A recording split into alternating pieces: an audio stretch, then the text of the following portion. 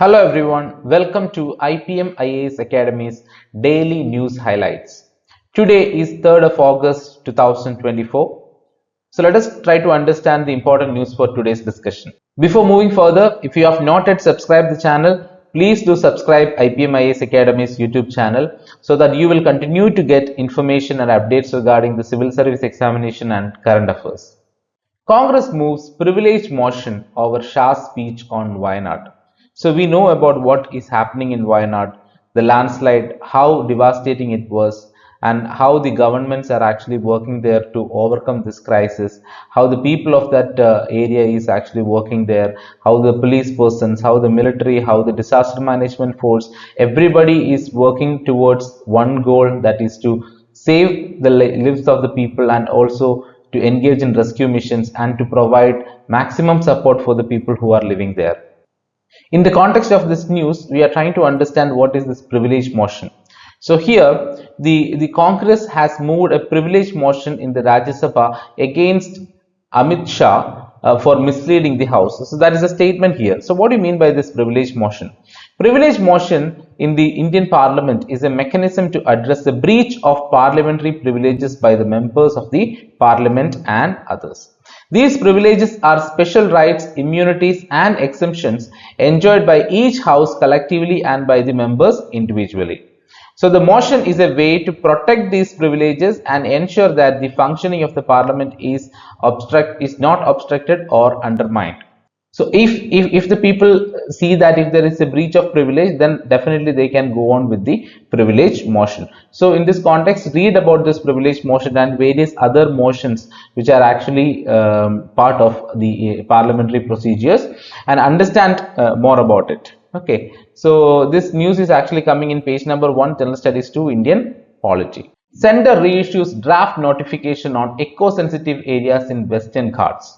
Okay, so this is also in connection with the landslide that happened recently. So in the aftermath of the devastating landslide in Wayanad in Kerala, the union government has reissued for the 6th time in a decade a draft notification classifying parts of Western Ghats in 6 states as ecologically sensitive areas.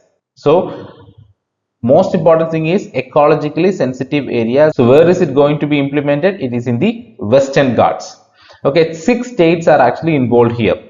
This will impose restrictions on economic activities such as quarrying, mining and large infrastructure development in these areas. So when these areas are considered as ecologically sensitive areas, then these kinds of activities, the economic activities like quarrying, mining and large infrastructure development will not be possible in that area. Okay, the last time the draft was issued in July 2022. Among other areas, it had proposed to declare 13 villages in Wayanad spanning the 3 taluks of Mananthavadi, Sultan Batheri and Vaitiri as part of the ESA. Despite its 6 iterations, the draft notification is yet to become law as 6 full affected states, Gujarat, Maharashtra, Goa, Karnataka, Kerala and Tamil Nadu, have objected to specific places that have been included in the ESA regions. The dominant sentiment in Kerala was that this notification will subsume agricultural plantations, curtail the state's hydroelectricity plants and would lead to a migration crisis given the state's high population density. So this is not the first time the center is issuing the notifications. So before also it was issued, but it didn't came as a law or an act. Why? Because the 6 states which are actually involved in this, the Gujarat, Maharashtra, Goa, Karnataka, Kerala and Tamil Nadu, they objected to these notifications for certain reasons. And one of the reasons for Kerala was like this is going to affect the agricultural plantations there and also it will affect the hydroelectricity projects in the area and which will lead to large scale migration in the region. That is what the reasons for their objections. But now the union government is also in a very pressurized situation where they need to come up with some policies to restrict these kinds of natural calamities occurring in the future. What do you mean by this ecologically sensitive zones? The National Wildlife Action Plan 2002 to 2016 of the Ministry of Environment, Forecast and Climate Change (MOEFCC) stipulated that state governments should declare land falling within 10 kilometers of the boundaries of national parks and wildlife sanctuaries as eco-fragile zones or eco-sensitive zones (ESZs) under the Environmental Protection Act of 1986. While the 10-kilometer rule is implemented as a general principle, the extent of its application can vary. Areas beyond 10 kilometers can also be notified by the union government as ESZs if they hold larger ecologically important sensitive corridors. So basically the objective is the protection of our environment, okay, and thereby restricting the natural calamities to happen and to affect the people in that region.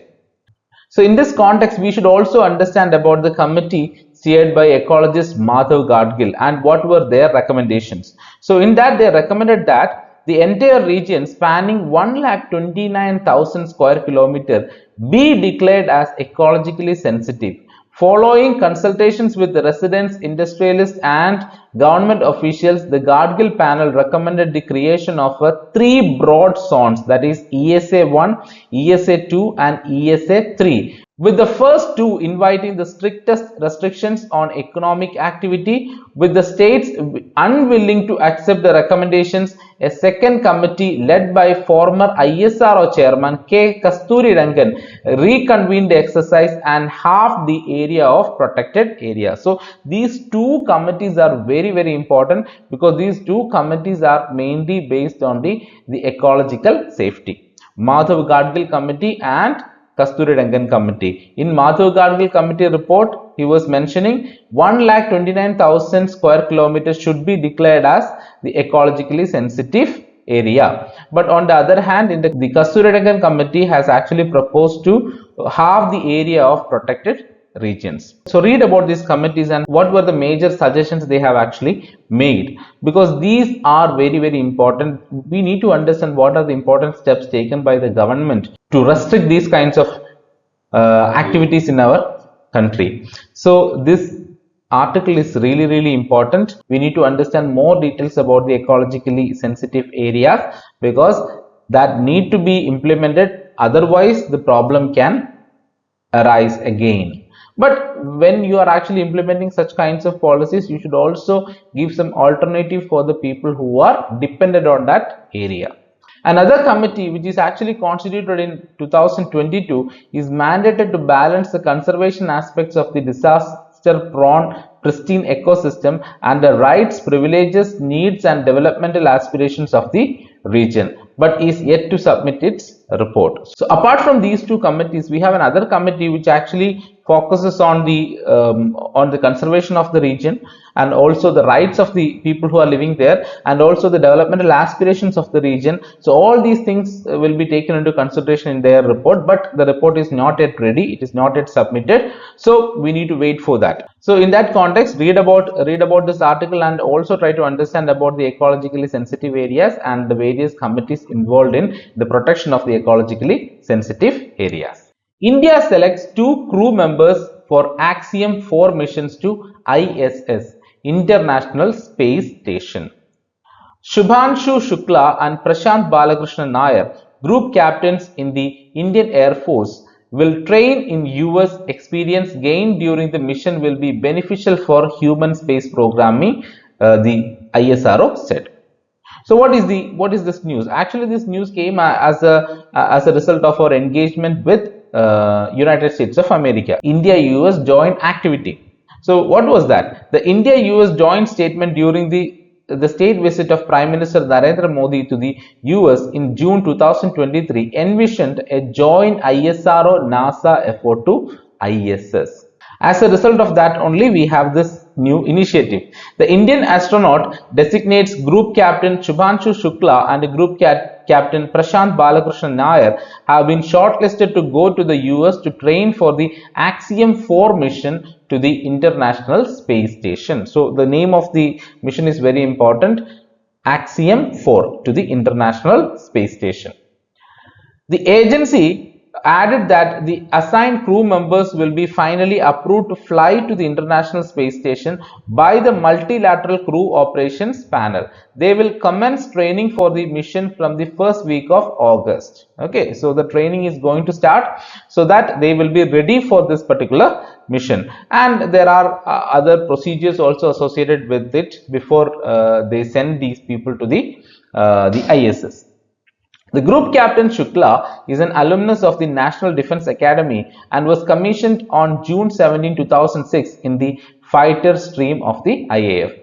And what were his major achievements, what were his experience, that is actually mentioned here, so read about it. On the other hand, we have Group Captain Nair is an alumnus of the NDA and recipient of the Sword of Honor at the Air Force Academy. So what were his contributions and experience, that is also mentioned here. So these are the two people who were actually selected for the Axiom 4 mission to ISS, International Space Station. So this news is actually coming in page number 5, General Studies 3, Science and Technology. The 5 guidelines to a dragon-elephant tango. So this particular article is mainly addressing the India-China relationship.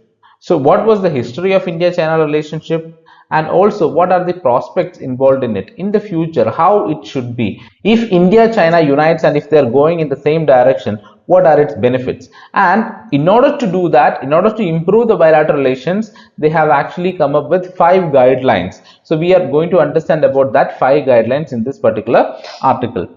Foreign Minister Wang Yi met with the India's External Affairs Minister S. Jaishankar twice recently and stressed that China and India should adhere to mutual respect, mutual understanding, mutual trust, mutual accommodation and mutual accomplishment. So they call it as the 5 mutuals, and these 5 mutuals provide a significant path for us to implement the above consensus. They should also be the guiding principles for the 2 big neighbors to get along well. So in the past, we also had another important agreement known as the Panchsheel Agreement, which was actually signed in 1950s, and it was initiated by Jawaharlal Nehru, the then Prime Minister. So what were the important points in the Panchsheel principle? Mutual respect for sovereignty and territorial integrity, mutual non-aggression, non-interference in each other's internal affairs, equality, and mutual benefit and peaceful coexistence are the Panchsheel Pact's 5 principles.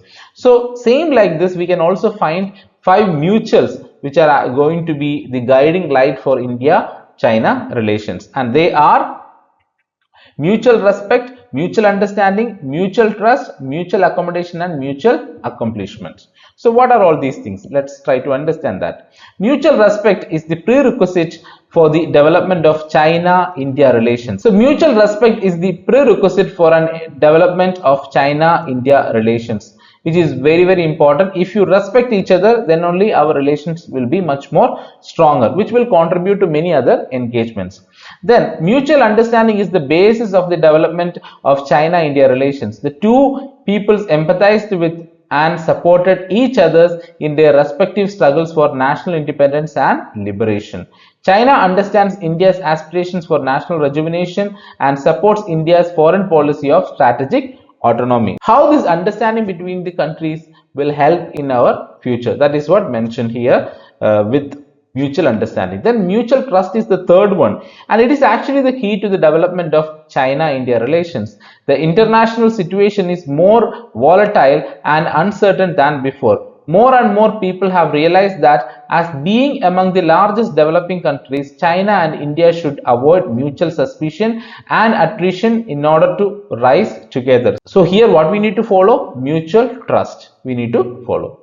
Then mutual accommodation is the guarantee of the development of China-India relations. China and India are neighbors who cannot be moved away. It is natural for us to have differences and frictions. The key to form is the correct perception of differences and handle them in a proper manner. So here mutual accommodation is important. Understanding both country, understanding the perspectives of both country and accommodating all these things. Okay. So and then work towards a goal. So the article says that mutual accommodation is the guarantee of development of India-China relations. Then mutual accomplishment is the direction of the development of China-India relations. As important emerging economies, China and India are both at a critical stage of national development and revitalization and enjoy broad common interests in the space for cooperation. So we have a very large scope for engagement and cooperation, and for that mutual accomplishment is really important. It will set the direction for our future engagements. The five mutuals carry forward and further develop the five principles of peaceful coexistence and echo the mutual respect, mutual sensitivity, and mutual interest proposed by the Indian leader. They are also a useful guide for both sides to implement the important consensus reached by the two leaders. So India and China were really good friends, and we had that cooperation before India-China war in 1962, and those times we were following this principle, the Panchashil principles, and now we are coming up with a new initiative, that is the mutual, five mutuals. So but both goes in the same way only. The objective is the same, better relations with both the countries. The President Xi Jinping stated that if China and India speak with one voice, the whole world will listen.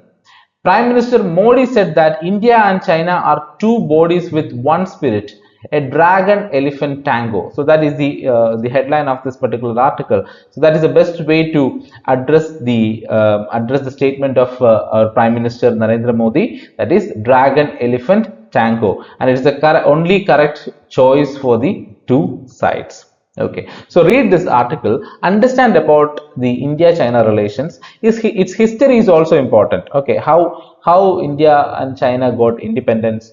Okay, and what were their early struggles, and how was our friendship in the early time period, and what were the major obstacles in our relationship, and how this border became a problem in our relationship, and now presently what is the situation, and what are the future prospects for our relationship, and if we go together, what are the important points we need to take care of, and in what all areas we can actually engage and work towards a single goal.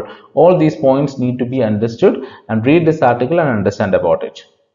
This is coming in page number 5, General Studies 2, International Relations. Kamala Harris secures Democratic nomination for US presidential polls. So the news is very simple. We have already done a video on the American election process. So you will get more understanding regarding the election process, which is actually going on right now. And here, when Joe Biden was taking a decision like he is not participating in the election or he is not competing in the election, then they definitely need to have another candidate, and that candidate is now Kamala Harris. The US Vice President Kamala Harris effectively secured the Democratic Party's presidential nomination on Friday, confirming her remarkable rise to party standard bearer in November's showdown against Republican Donald Trump.